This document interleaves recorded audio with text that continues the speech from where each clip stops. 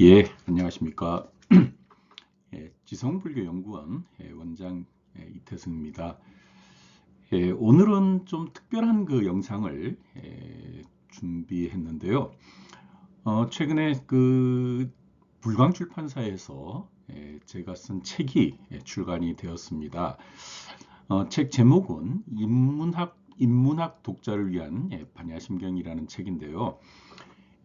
출판사의 그 어떤 그 방침도 있고 또 책을 널리 그런 알린다는 의미에서 저자에 의한 소개와 해설이 필요한 것 같습니다. 그래서 오늘 제가 저의 책에 대한 그런 설명을 좀 드리려고 합니다. 제 책은 3월 4일 간행으로 되어 있는데요. 이러한 형태로 아주 좀 예쁜 그런 표지와 또 그런 장정으로 이렇게 출간이 되었는데요. 책의 그 출간을 위해서 심혈을 기울여 준 불광출판사 편집부의 모든 분들께 먼저 감사를 드리겠습니다. 그리고 생각을 해보면 사실 저는 작년 이맘때 2024년 그 2월 말로 그 위덕대학교를 그 명예퇴직을 했는데요. 그 명예퇴직을 하는 시점에서 이 반야심경에 대한 집필을 의뢰를 받았어요. 사실 여러 가지로 좀 그 복잡한 좀 그런 마음도 없진 않았는데요. 이 반야심경이라는 이 텍스트가 동아시아에서 너무나 중요하고 또 너무 유명하고 또 많은 사람들이 그런 책을 쓴 그런 그 내용이어서 저에게 이런 의뢰가 온다는 것이 사실 저는 뭐 전혀 기대를 못했고 그렇지만 그 퇴직하는 시점에서 조금 시간적인 여유는 조금 있어서 그리고 또 반야심경에 관심이 있었기 때문에 승낙을 했는데요. 오늘 마침 그 딱 거의 1년 만에 책이 출간이 되었습니다. 사실 책에 대해서 여러 가지 비하인드 스토리가 없진 않고 사실 중간에 제가 참 끝까지 잘 책을 그 완성시킬 수 있을까 하는 그런 제 스스로에 대한 그런 부족함도 많이 느꼈는데요. 이번에 이렇게 책이 출간되고 보니까 상당히 그 여러 가지로 좀 감개무량합니다. 책이 특히 이제 책이 잘 이렇게 그 출간이 되어서 한편으로는 또 좀 이렇게 그 안도의 그런 마음도 있는 것 같습니다. 이 그 인문학 독자를 위한 시리즈가 사실 굉장히 그 좀 책이 그 전체적으로 좋은 것 같아요. 물론 제 책만 나온 게 아니라 여러 시리즈가 있는데요. 책 자체의 어떤 그 특징을 조금 한두 개로, 한 세 개로 이렇게 해봤는데요. 가독성 높은 서술 형태로서 전체적으로 그 조금 학술서나 또 어떤 교양서보다는 조금 다르게 아주 조금 좀 내용을 읽기 쉽고 또 여러 가지 사례라든가 또 자신의 어떤 경험이라든가 이런 것을 반영한 그런 글쓰기 형태여서 사실 저도 익숙치는 않았는데 하여튼 작년 1년 그 고생을 좀 하면서 상당히 많은 좀 도움도 됐고 이렇게 글을 쓰는 것도 굉장히 중요하다는 생각을 하게 되었고요. 그 다음에 이제 독자 중심의 서술 방식으로 일종의 이제 존경어라 그럴까요? 좀 뭐 존칭 형태로 이제 글을 이렇게 썼는데 읽는 분들을 위하는 그런 입장에서 글을 쓴 내용이어서 상당히 읽으시면서도 독자 여러분들이 읽으시면서도 상당히 편안하게 읽을 수 있지 않을까 하는 생각을 했고요. 그 다음에 B6, B66 그 보통 468이라고 얘기를 하는데요. 책도 굉장히 그 휴대가 간단한 그런 책의 형태 시리즈이기 때문에 아마 읽으시는 분들이 전체적으로 편안하게 또 늘 이렇게 상시로 읽을 수 있지 않을까 싶은데요. 음, 제일 그 들어가는 본문의 내용이 이런 내용인데 이런 특징을 아마 이 글도 반영하고 있지 않을까 하는 생각을 해서 이렇게 올렸습니다. 참고하시고요. 그 다음에 우리 그 책은 전체적으로 이렇게 큰 그 주제가 4개가 있습니다. 반야신경을 우리는 왜 알아야 할까? 반야신경은 왜 만들어졌을까? 반야신경이 말하고자 하는 것은 무엇일까? 반야신경에서 우리는 무엇을 배울 수 있을까? 이렇게 4개로 되어 있어서요.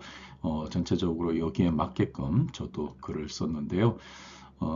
제가 쓴 그 어떤 그 의도라든가 내용은 사실 그 대본 반야신경하고의 그런 어떤 비교를 전제로 해서 이렇게 그 내용을 그 서술을 하는 방식이었어요.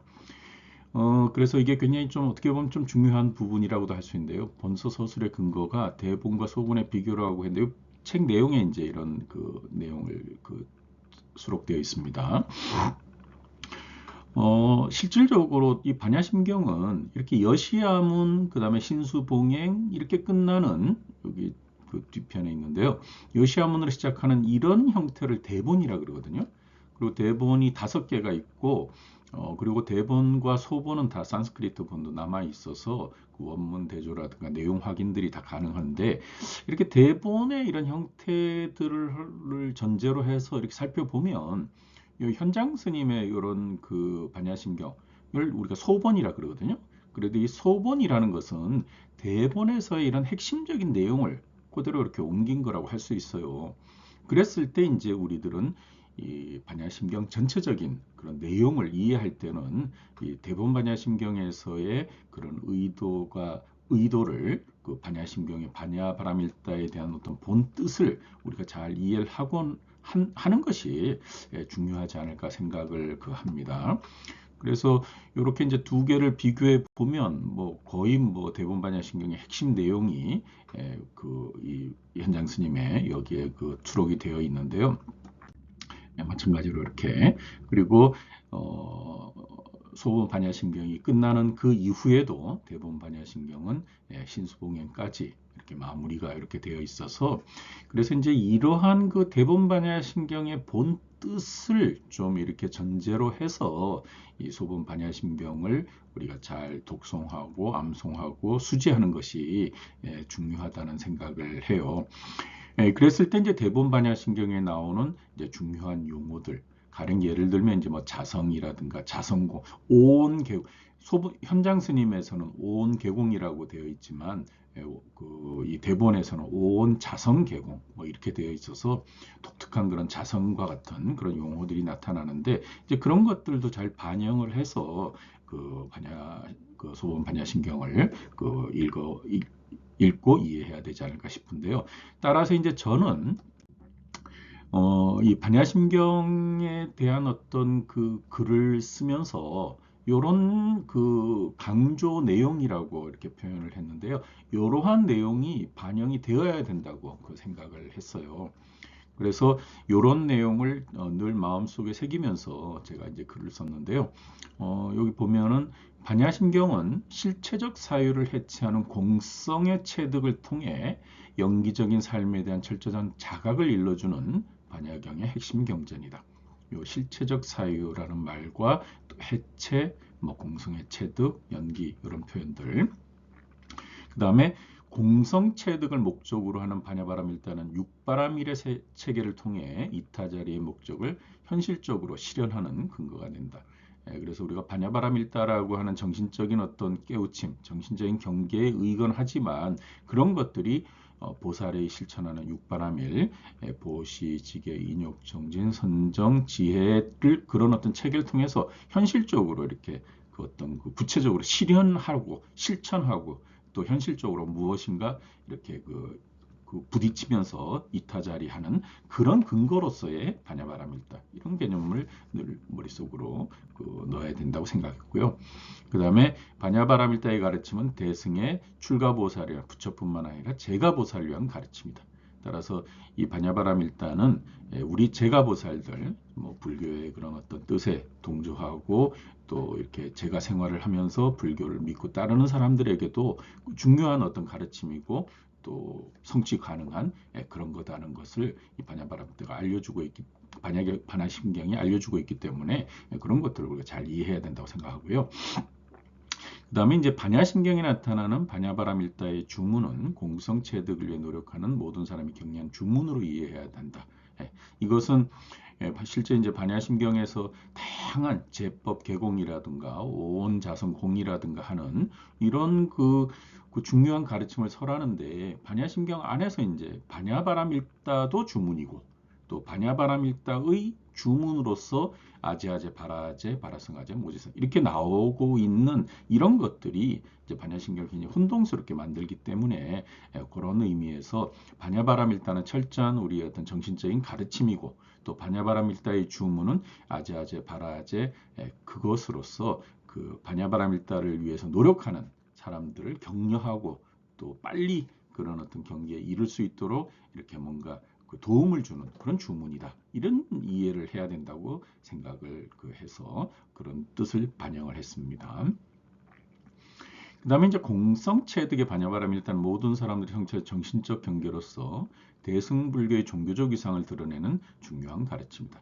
이것도 마찬가지로 초기 불교 이래로 불교가 연기무아라는 그런 어떤 사상적인 입장을 가지고 있는데 그런 것들이 이제 대승불교에 와서 반야공으로서 이렇게 이제 그 어떤 그 불교의 어떤 근본이 반야공에 있다는 것을 드러내면서 그것을 모든 사람들이 다 이제 성취할 수 있는 그런 가르침이다라고 하는데 이제 이런 그 연기 무아공이라고 하는 이런 입장에서의 어떤 정신 체계를 갖고 있는 불교 이런 것들은 다른 여타의 그런 종교들보다는 굉장히 독특한 그런 어떤 철학적인 그런 의미를 갖는 종교로서의 그런 중요한 그런 위상을 보여준다고 생각을 합니다. 따라서 이제 제 책은 이런 5가지의 이런 어떤 입장을 반영하면서 이제 서술을 했고요. 이제 요 다음부터는 뭐 전체적인 내용 중에 몇 가지만 이제 좀 설명을 이렇게 하려고 뭐 간단히 좀 설명을 하려고 합니다. 그래서 먼저 말을 해야 될 게 공이라는 말인데요.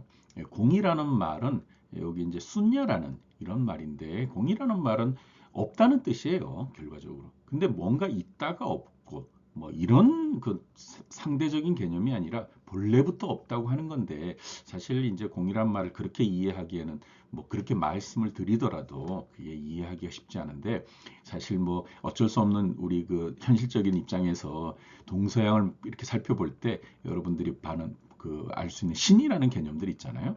늘 그 기독교나 서양의 종교에서 얘기하는 신 이런 신들과 같은 이런 개념들은 뭐 있다가 없고 없다가 있고 하는 존재가 아니죠. 뭐 무시무종의 처음부터 끝까지 존재하는 이런 식의 개념들인데 이런 식의 어떤 개념을 담고 있는 그런 용어들이 인도에 특히 이제 부처님 시대에도 그런 용어가 되게 많았어요. 뭐 가장 대표적인 게 이제 브라흐만, 그다음에 뭐 그런 브라만이라는 게 이제 어떻게 보면 우주적인 창조자 신과 관련되는 그런 개념들이고 또 이제 이 그 인도 철학은 브라만과 같은 우주적이고 절대적인 그런 외계의 그런 어떤 절대적인 그런 존재를 설정하지만 그런 존재가 창조된 피조물 속에 내재한다는 그런 식의 개념이거든요. 따라서 이제 그랬을 때 피조물, 특히 이제 우리 인간에게도 그 브라만과 같은 속성인 아트만이 내재하고 있다. 이런 식의 그런 어떤 사유 방식을 부처님 시대에 이미 이제 그런 사유 방식이 있었는데 그와 같이 변치 않는 절대적인 것들 이런 개념들에 어떻게 보면 이제 그 비판하고 그런 것들을 부정하는 입장에서 그런 것들이 없다 본래부터 없다 이런 식의 개념이 이제 그 공이라는 말에 담겨 있다고 얘기할 수 있을 것 같아요. 그랬을 때 이제 뭐 브라만이나 아트만이나 이런 걸 부정하면 그럼 불교는 뭘 얘기하느냐? 그랬을 땐 불교는 결국 이제 연기라든가 뭐 연기의 개념을 근거로 해서 무아를 얘기하는데 이 연기하는 뭔가가 이렇게 서로 그 조건 지어서 뭔가 서로 그 관계되어 있다고 하는데 무엇이 관계되어 있느냐 하면은 이제 그것을 다른 말로 하면 법이라 그러죠, 법. 그랬을 때 이제 법이라는 게 하나가 아니라 여러 개 있기 때문에 그걸 제법이라고 해서 제법의 연기적인 관계다. 이제 그렇게 얘기를 하는 거죠.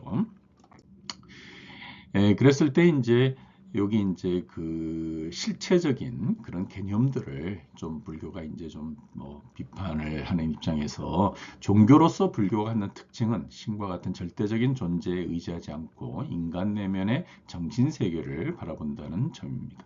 반야심경의 공은 인간 내면에 자칫하면 자리 잡기 쉬운 신과 같은 실체의 개념을 분명히 알고 해체시키는 것이며 반야바라밀다는 이 공을 아는 것입니다.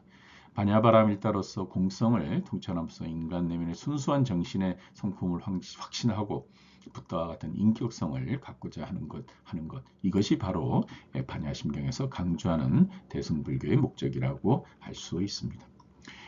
브라만, 아트만에 대한 어떤 그런 절대적인 이런 개념을 부정하는 불교의 입장에서는 제법의 개념의 영기적인 관계지만 그런 제법의 개념의 영기적인 관계를 공성으로 이해하면서 그런 어떤 제법의 실체적인 그런 거를 해체하고 그랬을 때 드러나는 의식 속의 그런 그 심성 이런 것들이 이제 뭐 아주 선한 심성이라든가 순수한 심성이라 이런 것을 잘 이해하고 그리고 이제 우리가 영기적인 관계를 통해서 나와 우리 주변이 서로 밀접하게 관련이 되어 있다는 그런 걸 통해서 이제 이타자리에 그런 어떤 실천을 이렇게 해야 되는 것이 불교의 근본 의도라고 생각을 합니다.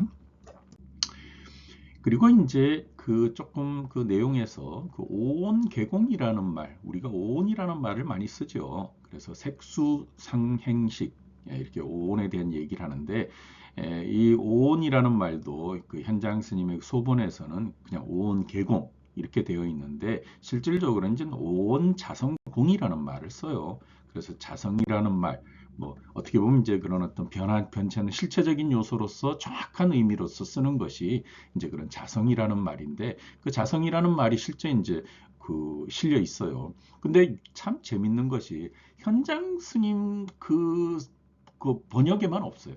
다른 데는 다 있는데 그랬을 때 이제 현장 스님이 왜 그 말을 번역 안 했을까? 만약에 그를 그 번역하셨으면 어떻게 보면 이제 그 뭐 나가라주나 용수의 중론하고도 연결이 되고 다른 반야경의 여러 가지 사상하고 관련이 되는데 그런 말을 번역을 안 하셨는데 하여튼 그거는 뭐 또 연구해야 될 문제지만 어쨌든 그 오온이라는 개념 그런데 이제 이 오온이라는 개념이 그 중요하게 이렇게 그 나타나는 것이고 또 불교에서 어떻게 보면 제일 초기에 그런 제법에 대한 어떤 이해를 하기 위해서 설정된 개념인데 실제 이제 이 오온이라는 말은 인도 그 사상에서는 이 나마루빠라는 이런 개념에서 나왔다고 그래요. 그래서 인도 철학의 우파니샤드에 보면은 이 나마루빠라는 것이 브라만이 이제 아트만으로서 전개되어지는 아트만의 인간의 내면적인 그거니까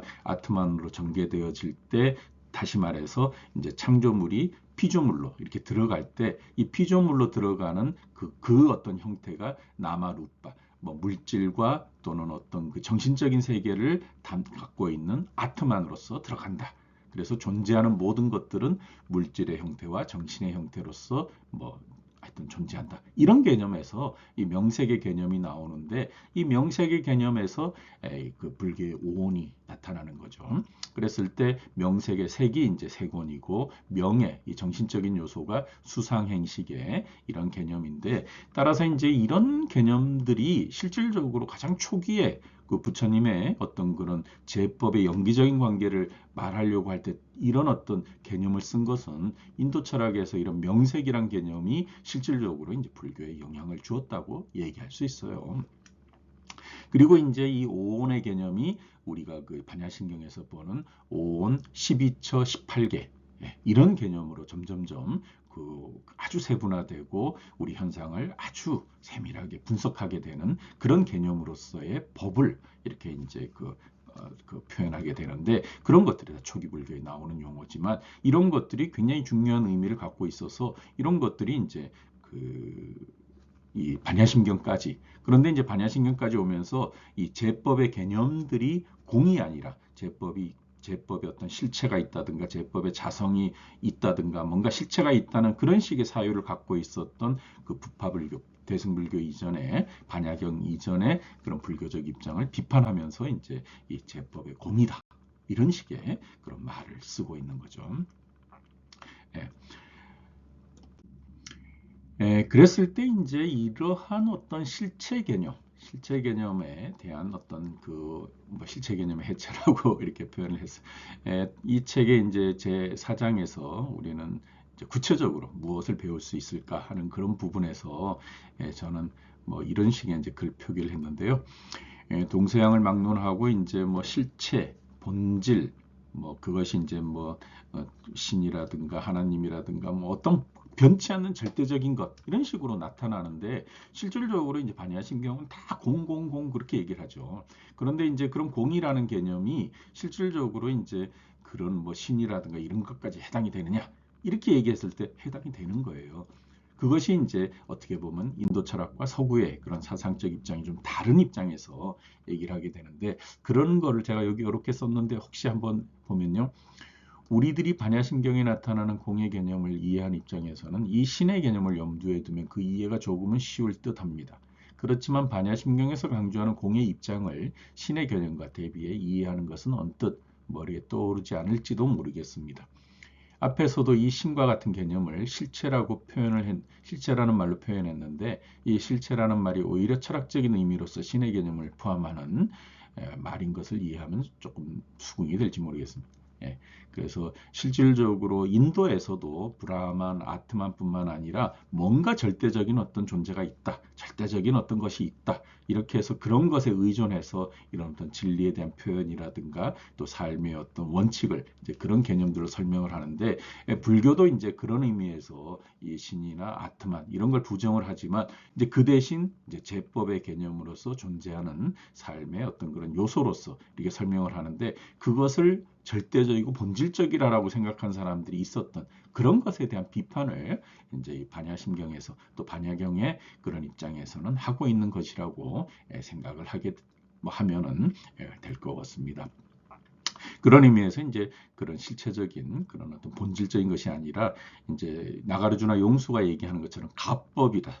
서로 의존하는 연기적인 관계로서 방편적인 그런 법의 입장이다. 이렇게 이제 얘기를 해서 모든 우리의 그런 어떤 그 정신 세계를 자유롭게 아주 어떤 개념에 근거하지 않고 개념을 일체 그런 해체시켜 버리는 정신적 자유를 갖게 되면은 그로부터 일어나는 그런 마음의 여러 가지 어떤 그 선성의 등장이라든가 또 나와 남의 그런 어떤 동질성이라든가 이런 것들을 통한 이타자리의 입장으로 나아가게 되는 것. 그것이 이제 대승불교에서 그 목적으로 삼고 있는 근본적인 그런 내용이라고 생각을 해요.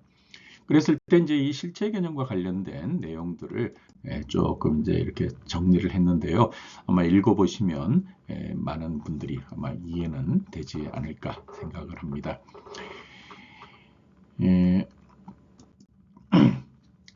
그 저의 책이 1년 그 전에 기획이 되고 또 저도 마음의 준비를 했는데 그동안 참 여러 가지로 좀 쉽지 않은 시간도 있었고요.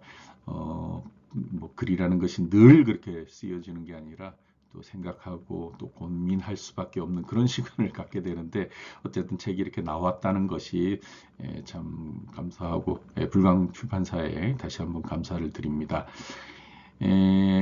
저의 그 오래된 그런 그 불교에 대한 이해뿐만 아니라 반야신경에 대한 어떤 그런 나름대로의 이해가 담겨 있는 책이기 때문에 어떻게 보면 좀 소중하고 또 저도 이제 이런 걸 잘 생각을 해서 앞으로 더 정리를 또 세밀하게 또 이렇게 그 정리해 갈 부분이 있으리라고 생각하는데요.